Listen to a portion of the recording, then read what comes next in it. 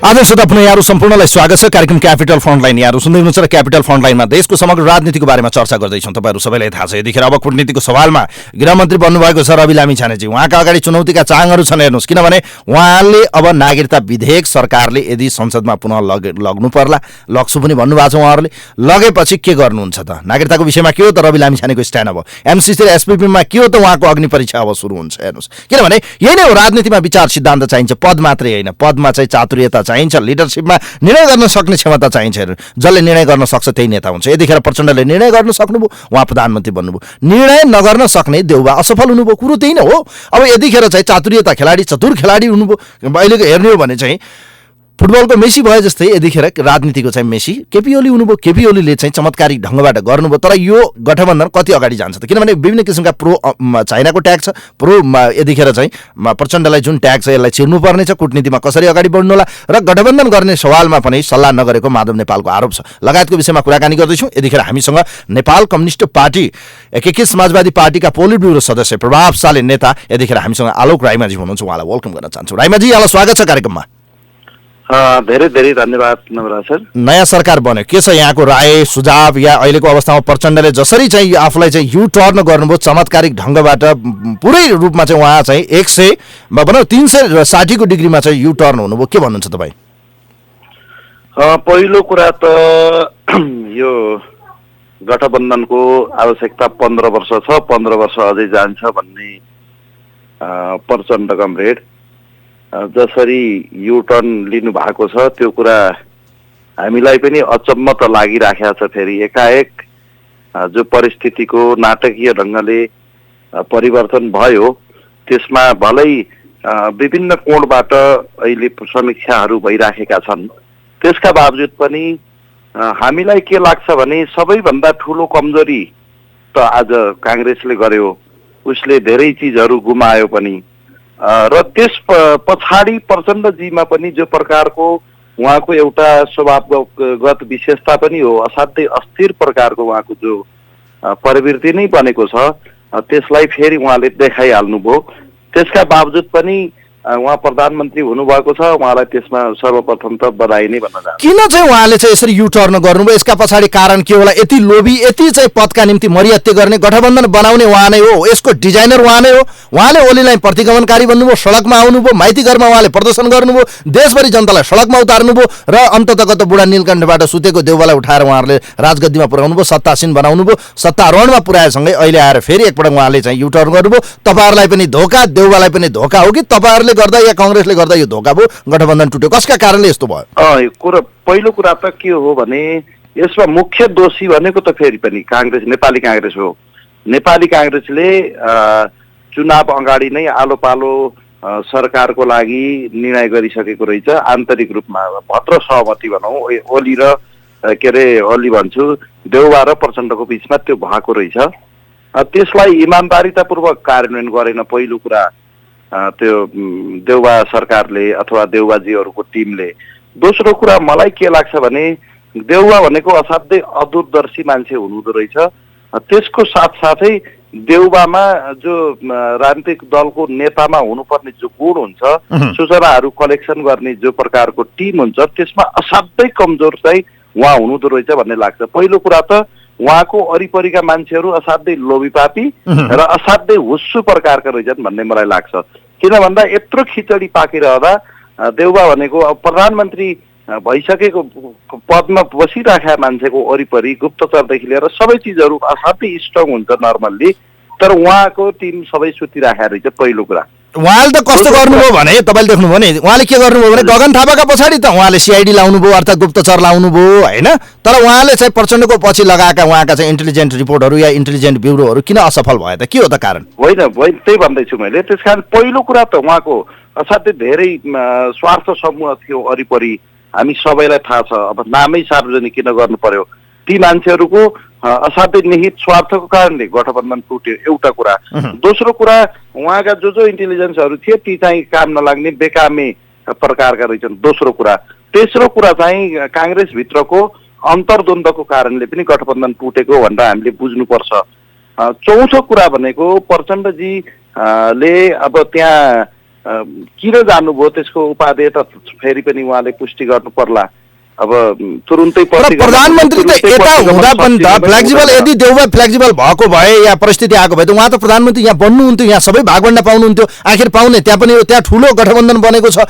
यो पछाडि के हो त कारण? तपाईँहरूसँग सल्लाह पनि भएन। माधव नेपाललाई दुखेसो छ, तपाईँहरूको दुखेसो छ, तपाईँहरूको समीक्षा बैठकमा पनि थियो। प्रचण्डले धोका दिनुभयो क्या? किन धोका दिनुभयो भन्ने अचम्म सरप्राइज भयो क्या यो घटनाक्रम।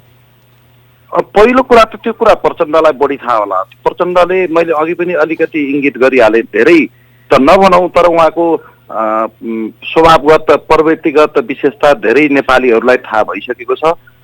त्यसमा उहाँले यत्रो सहयात्री बनेको दल, त्यसको नेता कमरेड माधव कुमार नेपाल, उहाँसँग असाध्यै इन्टिमेसी पनि थियो। त्यो प्रकारको नेतालाई एक शब्द पनि नसोधी उहाँ बालकोट पुग्दै गर्दा भोलिका दिनमा उहाँहरूलाई विश्वास गर्ने आधारहरू के हुन्छन्? होइन, आज सबै दलहरूलाई त्यो प्रकारको उहाँले एउटा महसुस गराउनु भएको छ कि उहाँको जति बेला पनि जस्तो खालको परिस्थिति पनि विकास गरिहाल्नुहुन्छ भन्ने खालको परिस्थिति उहाँले जो सिर्जना गर्नुभएको छ, भोलिका दिनमा उहाँ आफैलाई पनि गाह्रो हुन्छ र इतिहासले एकपटक फेरि पनि मूल्याङ्कन त गर्छ नि त। हाम्रो अध्यक्ष कारणले मैले यसो एकपटक तपाईँले क्यालकुलेसन गर्नुहोस्, सबै नेताहरूलाई असाध्यै इमान्दार, बढी नै इमान्दार देखेँ। त्यस कारणले पनि उहाँलाई त्यो इमान्दारिताको फाइदा उठाउनुको जस्तो पनि लाग्छ। पहिलो कुरा त तै पनि धेरै उहाँको विषयमा भन्नुपर्ने छैन। हामीलाई 2 थान मन्त्रीको लागि सत्ता लोभ अहिले पनि छैन। सरकारमा समर्थन दिने अवस्था आए पनि हामीले मन्त्रीमण्डलमा हाम्रा सदस्यहरू पठाउने कि नपठाउने भनेर अब हाम्रो 2-4 दिनभित्रै स्थायी समिति बैठक बस्दैछ। त्योबाट निर्णय गरेपछि पठाउँथ्यो होला, अथवा सरकारमा नजान पनि सकिने स्थिति हुन्थ्यो होला। विषय त्यो होइन। विषय कहाँनिर हो भने प्रवृत्तिहरू, नेपाली राजनीतिका असाध्यै गलत खालका प्रवृत्तिहरू जो विकास भइराखेका छन्, यो कुराले नेपाली जनतालाई नेपाली राजनीतिमा आलोकजी, नेपाली राजनीतिमा छ नि आलोकजी, तपाईँलाई थाहा छ राइमाजी सर, किनभने इमान्दारिता छैन, नैतिकता छैन, कुनै निष्ठा छैन। यहाँ जसलाई जतिखेर पनि युटर्न हुन्छन्। हिजो पलाएको भनौँ न पार्टी त आज सरकारमा भागवण्डा खोजेर हिँडिसक्यो होइन, देखिरहनु भएको छ। सत्ताका निम्ति मरिहत्ते छ। अहिलेको गठबन्धनको आयु के देखिरहनु भएको छ? या कम्युनिस्ट एकता हुन्छ फेरि भनिरहनु भएको छ। हिजो तपाईँहरूले भने होइन प्रतिगमन, आज प्रतिगमन सच्यो। संविधानको जुन खतरा थियो त्यो पनि टर्यो। अब लोकतन्त्रको रक्षा भयो। ओलीसँगको यो साँठगाँठिया घाँटी जोडेको अर्थ के बुझ्ने? जनतालाई चाहिँ भ्रममा पार्नु भयो नि तपाईँहरूले। हामीले त्यो भनिराखेका छैनौँ। फेरि पनि मैले भने इतिहासको कठघरामा उभिएर कमरेड प्रचण्डले भोलि जवाफ दिनुपर्ने छ। के जवाफ दिनुपर्ने छ भने के कारणले प्रतिगमन भयो, के कारणले प्रतिगमन तुरुन्तै सचियो, के कारणले यत्र आन्दोलनहरू गराइयो, के कारणले फेरि वाम लोकतान्त्रिक गठबन्धन बनाइयो, के कारणले आधी घण्टामा भत्काइयो। यसको इतिहासको कठघरामा उभिएर जवाफ त उहाँले दिनु नै पर्नेछ। त्यसको अलावा ठिक छ उता अर्को गठबन्धन बनाएर प्रधानमन्त्री बन्नुभयो, तर पनि त्यहाँ पनि उहाँलाई सजिलो चाहिँ छैन। किन सजिलो छैन भन्दा असाध्यै खिचडी प्रकारको छ। कोही राजावादीहरू छन्, कोही संघीयता नमान्ने शक्ति छन्, कोही संघीयता छद्म हिसाबले नमान्ने एमाले जस्ता शक्ति पनि छन्। त्यहाँ त्यो शक्तिको बिचमा प्रधानमन्त्री बनिरहन उहाँलाई असाध्यै चुनौतीको विषय हुन्छ। र त्योभन्दा पनि अझ महत्त्वपूर्ण कुरा हिजो अस्ति र आजकै 3 दिनकै बिचमा हेर्नुहुन्छ भने एमालेका दोस्रो र तेस्रो तहका नेताहरूले बोलेको अभिव्यक्तिलाई तपाईँ मान्नुहुन्छ भने प्रचण्डजीलाई त्यहाँ 1-2 महिनामै निल्नु र उकल्नुहुन्छ जस्तो लाग्छ प्रधानमन्त्री पद होइन। अब त्यहाँ तपाईँ हिजो अस्तिका अभिव्यक्तिहरू हेर्नुहोस्। हाम्रो एमालेको शरणमा आइसक्नुभयो उहाँको सानो 32 सिटे 18 सिटमा खुम्चिएको प्रत्यक्षमा कहाँ हाम्रो 78 सिटवाला एमाले उहाँलाई त हल्लिन पनि दिँदैन नि, पत्ता पनि हल्लिँदैन एमाले बिना भनेर सार्वजनिक रूपमा अभिव्यक्ति दिइरहेको अवस्था तपाईँले देखिरहनु भएको छ। त्यस कारणले पनि उहाँलाई 2-3 महिना पछि नै मिल्नु न उक्ल्नुहुन्छ प्रधानमन्त्री पद। तपाईँलाई के लाग्छ आलोकजी जस्तो यहाँनिर देखिएको घटनाक्रम हेर्दा प्रचण्ड यति उफ्रेर जानुभयो, सत्ताका निम्ति जानुभयो भाइ, ठिक छ उहाँले जाने कुरा हो, उहाँको स्वार्थ होला, तर के लाग्छ उहाँ सफल हुनु होला? यहाँबाट माओवादी जन सशक्त होला या ओह्रालो लाग्ला? यहाँबाट माओवादीलाई सिद्ध्याउने योभन्दा ठुलो अस्त्र ओलीसँग थिएन, यही अन्तिम अस्त्र प्रयोग गर्नुभयो उहाँले। पहिलो कुरा त यसमा के लाग्छ भने केपी ओलीले एउटै तीरले 3वटा शिकार गरिरहनु भएको छैन। पहिलो भनेको माओवादी चाहिँ सिंगल डिजिटमा पनि 4-5 सिटमा खुम्चिने। अब यस पछाडि हेर्नु होला यो प्रकारको पेन्डुलम बनाउँछन् ओलीले। ओलीको प्रवृत्ति सबैलाई थाहा छ। अनि दोस्रो चाहिँ राष्ट्रवादी हार्डकोर राष्ट्रवादी भन्छ आफूलाई राष्ट्रिय प्रजातन्त्र पार्टी, उसलाई पनि त्यही सरकारमा लगेर फेरि सिद्ध्याउने। तेस्रो कुरा चाहिँ नयाँ शक्तिको रूपमा उदयको रवि लामिछानेजीको पार्टी सत्ताको लागि सबैभन्दा बढी मरिहत्ते गर्ने त उहाँको रहेछ फेरि होइन। पुराना राजनीतिक दलहरूभन्दा 3 फन्को बढी घुमेर उहाँले सत्ताको लागि जो प्रकारको झिनाझप्टी र मरिहत्ते गर्नुभयो त्यसले गर्दा समग्र युवाहरूलाई समग्र नयाँ शक्तिहरूलाई चाहने शक्तिहरूलाई बडो निराश बनाइराखेको छ। त्यसकारणले 3टै शक्तिलाई एकैपटक ओलीजीले सिधाइदिनु भयो। त्यसकारणले अहिले बडो ठुलो षड्यन्त्रको एउटा शिकार प्रचण्डजी बन्न जो जानुभयो त्यसले माओवादी आन्दोलन र माओवादी ब्रान्डलाई फेरि सिद्धाउने खतरा मैले देखेको छु। फेरि पनि म धेरै आलोचना उहाँ गर्ने पक्षमा किन पनि छैन भन्दाखेरि उहाँले आफूलाई बिस्तारै सकाउँदै लानु भएको कुरा यथार्थ हो। होइन, तपाईँ त माओवादी पृष्ठभूमिबाट आउनुभयो। माओवादी नेपालमा जस्तो अवस्थामा थियो आज खस्किँदै गएको छ, यसका पछाडि कारण के हो आलोकजी? यसको पछाडिको सबैभन्दा ठुलो कारण भनेको स्वार्थ हो। यसको पछाडिको सबैभन्दा ठुलो कारण भनेको जनताको विषयमा एकपटक पनि नसोच्नु हो। यसको पछाडिको सबैभन्दा ठुलो कारण भनेको सबभन्दा ठुलो नम्बर 1 कारण भनेको वर्गलाई बिर्सनु हो। आज त्यो माओवादी पृष्ठभूमिका र माओवादी ब्याकग्राउन्डका मान्छेहरू जुन वर्गको लागि लडेका थिए त्यही वर्गको टाउकोमा टेकेर आज आफ्नै वर्ग परिवर्तन गर्नुभयो, जो आफूलाई सम्भ्रान्त वर्गमा कन्भर्ट जो गर्नुभयो। त्यस प्रकारले माओवादी आन्दोलन सिद्धिनुको मुख्य कारण चाहिँ त्यो हो। अब हिजो राप्रपा र तपाईँको तत्कालीन एमाले काङ्ग्रेसका विरुद्ध या तत्कालीन चाहिँ भनौँ न राजाका विरुद्ध उहाँ तपाईँहरू लड्नुभयो, अहिले आएर यस्तो भयो। खै ठिक छ, अब कुरा गरौँ सर। कूटनीतिमा यहाँनिर अहिले धेरै कुराहरू छ, pro American, pro Chinese, pro Indian, यो ट्यागहरू जुन लगाइरहेको छ। नेपालमा अन्तर्राष्ट्रिय सन्तुलन मिलाउन त गाह्रो छ हेर्नुहोस्, तर एउटा प्रो बिना पनि फेरि चल्न गाह्रो छ भनेको सबै शक्तिहरूलाई मिलाउनु पर्नेछ। यो च्यालेन्ज के देख्नुहुन्छ तपाईँ प्रचण्डका लागि?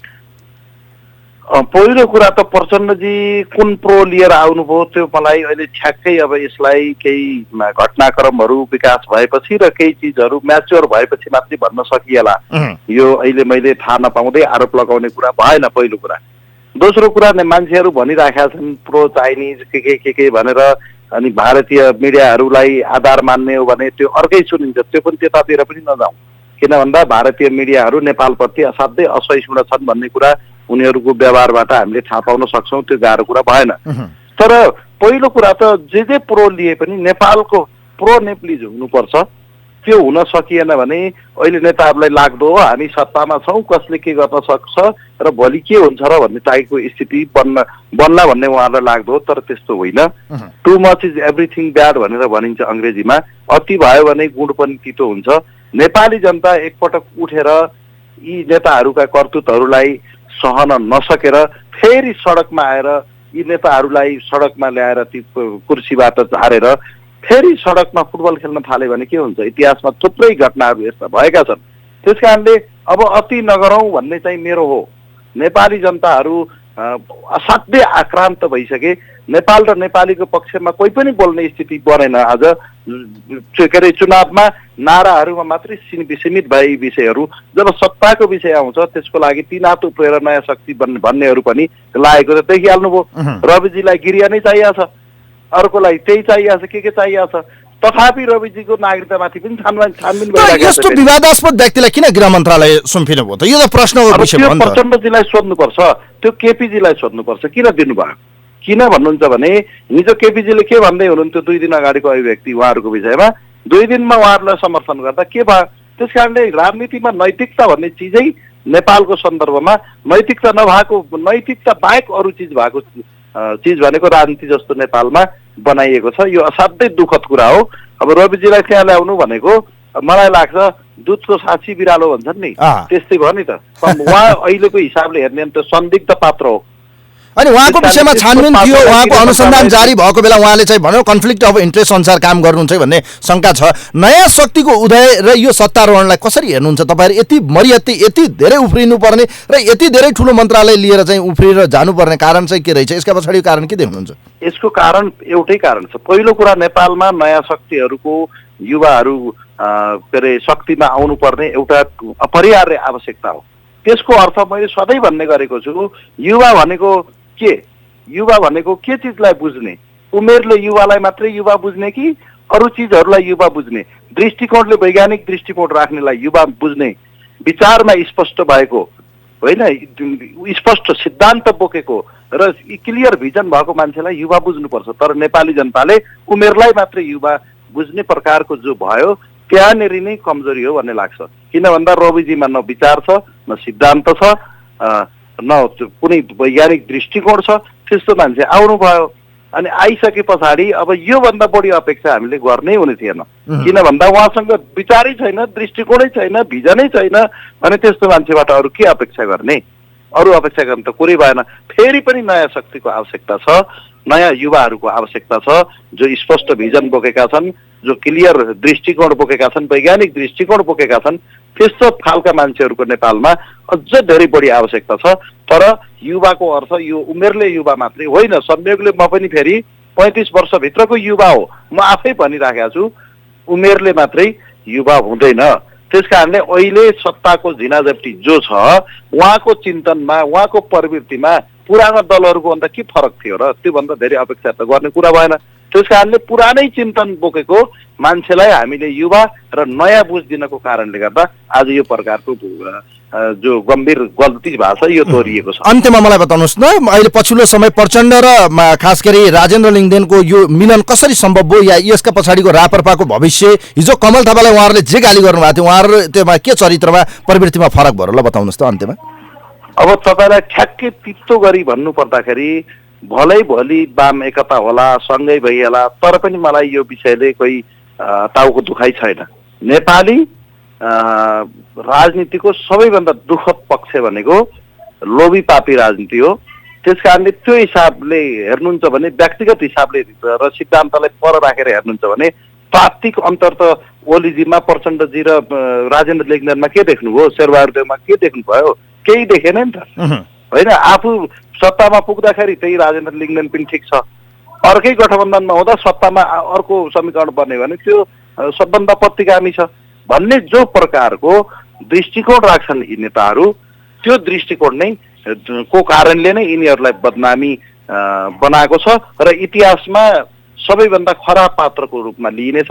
नेपाली राजनीतिलाई विकृत बनाउनमा यी नेताहरूको जसको नाम लिनुभयो यिनीहरूकै हात हो। आफू ठिक हुँदाखेरि सबै प्रतिगमन पनि नहुने, पश्चगामी पनि नहुने, राजावादी पनि नहुने। अब त्यही कुरा अलिकति बिग्रियो भने सबै चिज हुने। त्यस कारण यो प्रकारको लोभी पापी प्रकारको असाध्यै सत्ता मोहले चुर्लुम्मै डुबेको धृतराष्ट्र टाइपका जो मान्छेहरू छन् यस्ताको कारणले नेपाललाई बर्बादीको दिशामा लगिराखेको छ भन्ने लाग्छ। समय विचारको लागि म धेरै धेरै धन्यवाद दिन चाहन्छु आलोकजी यहाँलाई।